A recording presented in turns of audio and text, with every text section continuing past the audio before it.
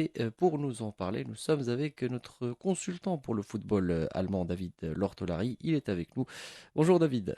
Bonjour Ali, bonjour à tous. Alors, on va entrer dans le vif du sujet. On s'intéresse à ce match de la Ligue des Nations entre l'Allemagne et l'Italie, un groupe qui est relevé, qui comprend également l'Angleterre, qui a été sonné par la Hongrie, victoire 4-0 des Hongrois. Mais pour ce match qui avait lieu au Borussia Park entre l'Allemagne et l'Italie, la Nationalmannschaft s'est illustrée.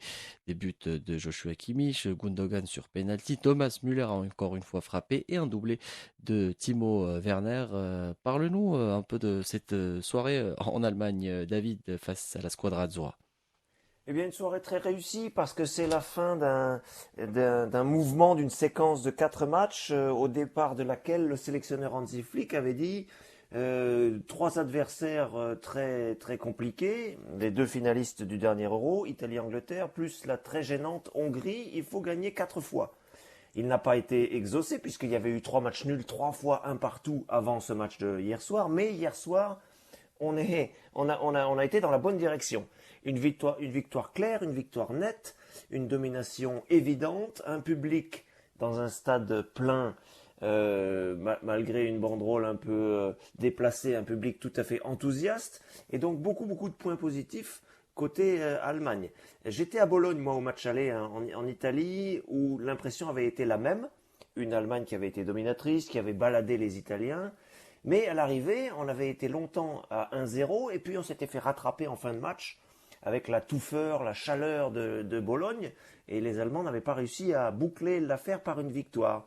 Il y avait eu d'autres matchs nuls, donc on commençait à se dire ah, cette équipe est peut-être un peu limitée, elle est un peu dans le doute, elle est en train de sombrer dans ses travers, pas capable de marquer de but, une défense tremblotante.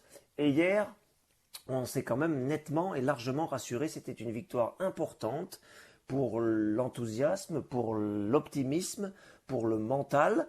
Et on a eu la confirmation, je le disais Ali, que l'Allemagne, aujourd'hui, face à une équipe d'Italie jeune, bien sûr, 4 ans de moyenne d'âge supplémentaire pour les Allemands, 28 contre 24, mais quand même la confirmation que l'Allemagne actuellement est bien meilleure techniquement, est bien meilleure dans son expression collective, et il y a quand même beaucoup de bonnes choses à retenir de ce match-là. Ça tombe bien encore une fois que ça soit le dernier de la série, après des matchs nuls qui avaient occasionné des commentaires et des critiques. Là, on a quand même retrouvé beaucoup, beaucoup de points positifs à l'issue de cette large victoire qui est, pour en finir avec mon propos, qui est la plus large victoire contre l'Italie depuis, je crois, plus de 80 ans. Voilà.